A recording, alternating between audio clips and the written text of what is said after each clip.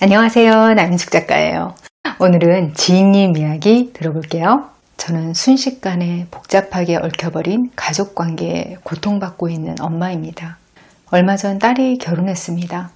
결혼 후 일주일쯤 지나 제가 딸의 피부가 좀 거친 것 같아 미스트를 선물했는데 딸의 태도가 돌변하면서 연락이 뜸하더니 지금은 연락이 끊어졌습니다. 사위도 급 냉랭해졌고요. 무슨 일인지 정말 몰랐고 어처구니 없는 비현실적인 상황은 연속해서 일어났습니다. 뭔가 딸의 내면의 심각성이 감지되어 심리상담을 받아보자고 권유했고 아들이 서울에서 유명하다는 정신분석학자를 찾아 딸과 저를 연결시켜 주었습니다.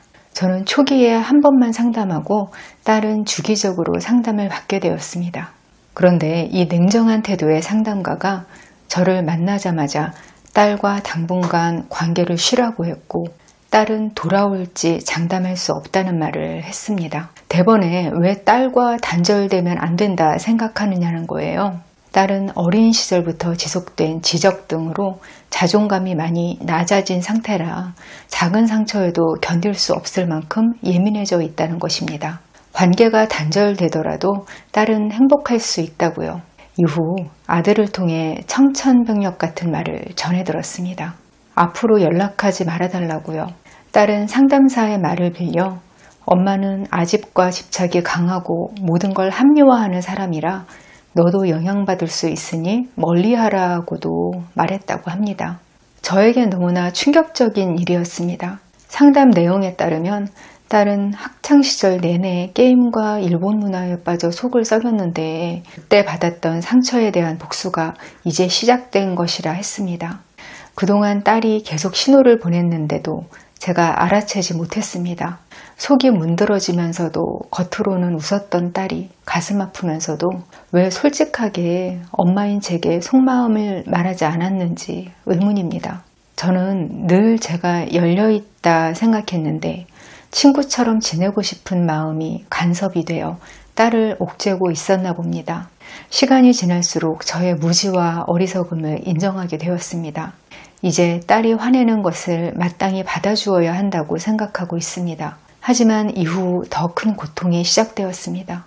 친밀했던 아들마저 저에게 거리를 두기 시작한 것입니다. 저는 단번에 누나 인생을 망친 나쁜 엄마로 낙인 찍혔습니다. 피가 거꾸로 솟고 억장이 무너져 내리는 시간을 보내게 되었습니다. 난소암 사기로 수술한 지 1년이 되어 가까스로 안정을 찾아가는 시기에 느닷없이 날아온 독화살에 암은 재발했습니다. 아이들이 제 살아가는 이유이고 희망이었기에 수술도 버틸 수 있었고 미래도 그릴 수 있었습니다. 하지만 아이들이 전문가라고 믿고 있는 그 상담사 한 사람의 판단으로 우리 가정은 급격히 해체되고 파괴되었습니다. 저는 혼자 있는 시간이면 통곡과 오열로 메일을 보내고 수면제와 신경안정제 없이는 잠을 잘 수 없습니다. 자율신경계 이상으로 걸음걸이도 기울었고 제 목숨을 유지해주는 항암제 한 달치를 잃어버릴 만큼 불안정한 시기를 보내고 있습니다. 어린 나이에 결혼하고 출산해 부족한 엄마로서 독박육아로 아이들을 키웠습니다. 제 딴에는 최선을 다해 키웠던 시간들이었습니다. 저도 부모님의 제대로 된 보호 속에 자라지 못한 딸이었습니다. 그 결핍이 대물림되지 않게 온갖 종교로 접하고 심리상담도 받았으나 결국은 불안이 현실이 되어버렸네요. 겉으로는 여행도 다니고 그림도 그리고 사람들을 만나며 일상을 아무렇지 않게 살고 있지만 모든 게 무의미할 뿐입니다. 저는 어떻게 살아야 할까요? 사연자님이 지금 인생 최대 위기의 시간을 보내고 계시네요. 시대의 가치가 달라지면서 요즘 사연자님이 겪고 계신 것 같은 고민을 많은 분들이 겪고 계신데요. 자식 입장에서 또 부모 입장에서 모두 생각해 볼 일이 많아요.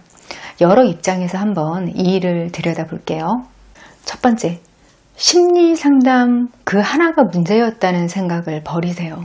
사연자님 이야기를 들어보면요.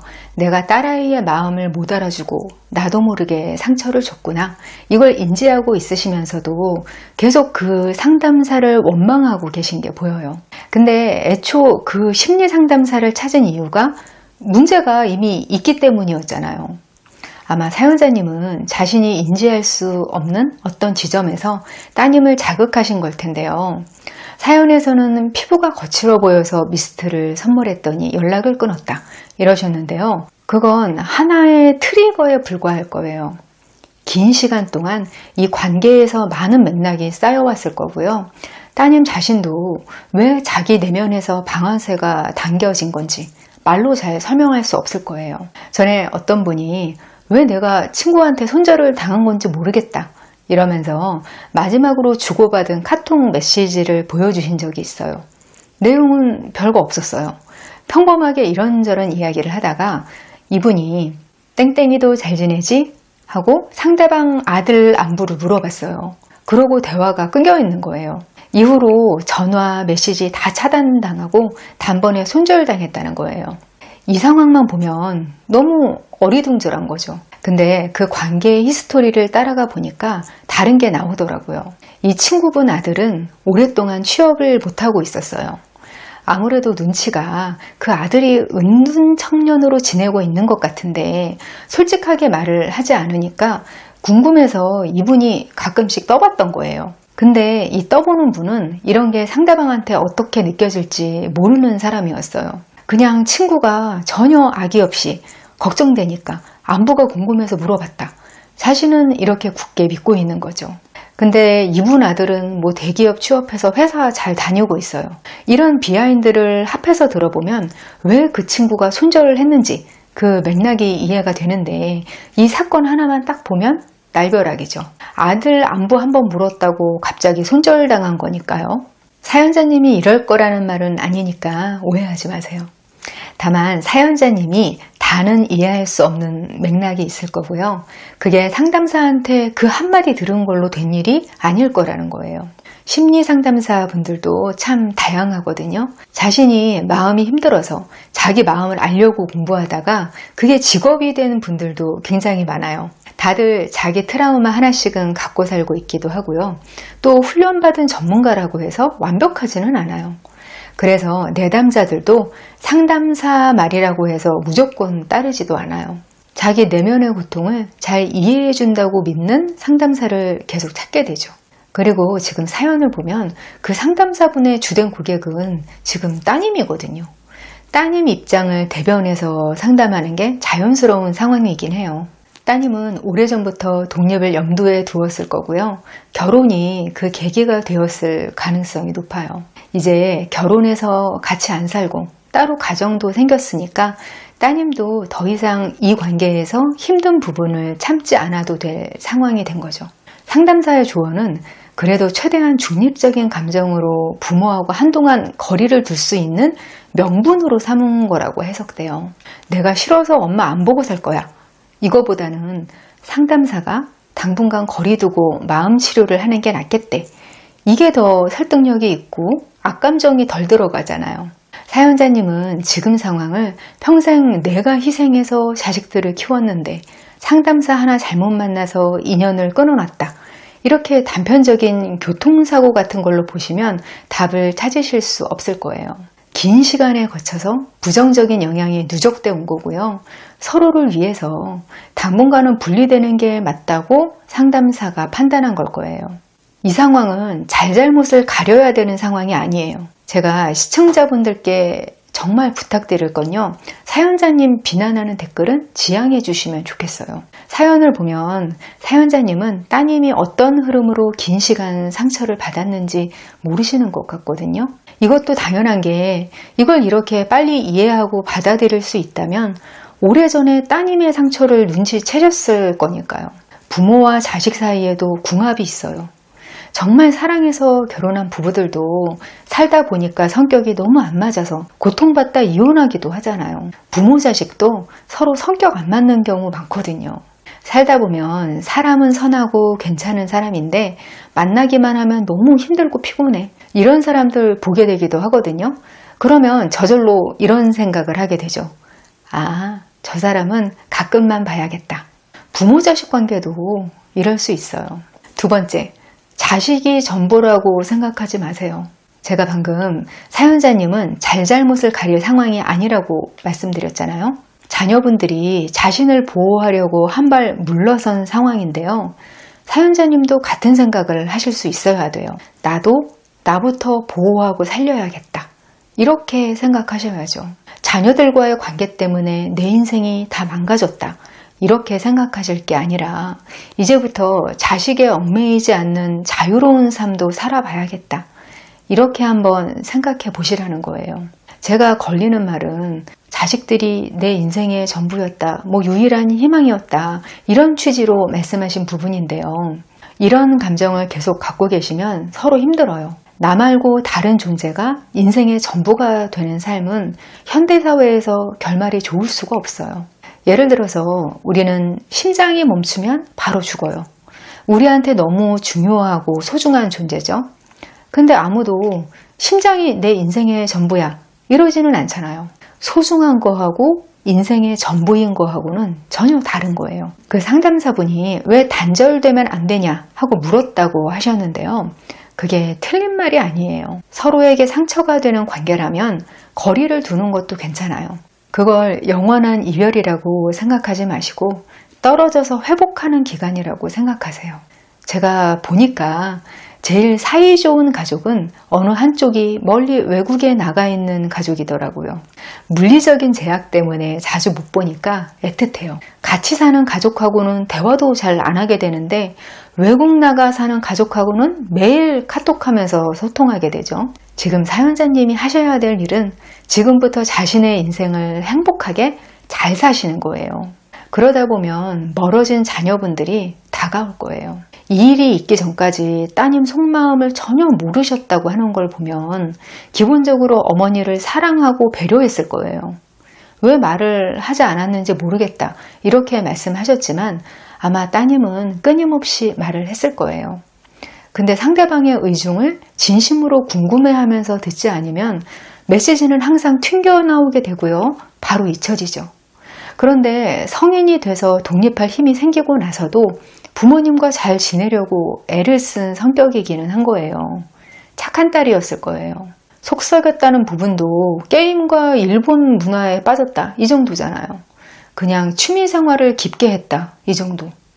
사연자님이 나름대로 잘 사시면 언젠가 회복해서 돌아올 가능성도 있어요. 그 상담하시는 분이 돌아오지 않을 수도 있다 이렇게 말한 건요.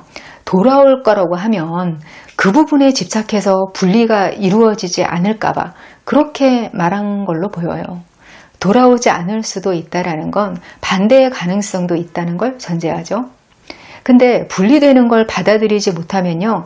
돌아오지 않을 가능성이 더 높아지죠. 이런 상황에서 자식은 부모님을 미워하지 않아요. 그냥 자기가 힘드니까 벗어나고 싶은 거고요. 부모님 나름대로 건강하게 잘 살기를 바랄 거예요. 이런 상황인 부모님들과 젊은 성인 자녀들 요즘 많이 보게 되는데요. 그래도 부모님들이 뭔가 새로 배우려는 의지도 있고 한 세대라서 관계가 회복되는 걸 종종 목격하게 되거든요. 여기서 사연자님한테 필요한 건요. 관계를 되돌리려는 직접적인 노력을 안 하시는 거예요. 그리고 최선을 다해서 몸 돌보시고요. 약 잘 챙겨 드세요. 잠 안 오시면 수면제 챙겨 드시고라도 잘 자려고 애쓰세요. 수면제와 안정제 없이는 잠 못 든다 이러셨는데요. 그거라도 드시면 주무실 수 있다는 뜻이잖아요. 불면증인데 수면제 못 드시거나 안 듣는 분들도 얼마나 많은데요. 일상생활 잘 유지하시는 건 잘하고 계신 거고요. 여기에 생각을 바꾸고 마음을 바꾸는 것만 더 하시면 좋겠어요. 세 번째, 자기 연민이 있다면 버리세요. 사연글만 봐서는 한계가 있다는 건 다 아시죠? 그걸 전제하고 제가 글을 통해서 추측을 조심스럽게 해보면요. 자기 연민이 좀 엿보여요.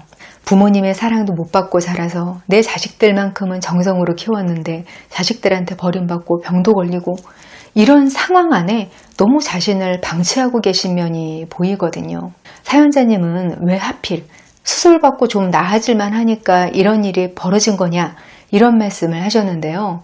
따님이 사연자님이 아프시니까 자신의 감정을 참고 견딘 걸 수도 있어요. 그래서 수술을 하시고 좀 나아지니까 뭔가가 터진 거죠. 그러실 리 없겠지만 이 상황에서 제가 혹시라도 걱정되는 건요.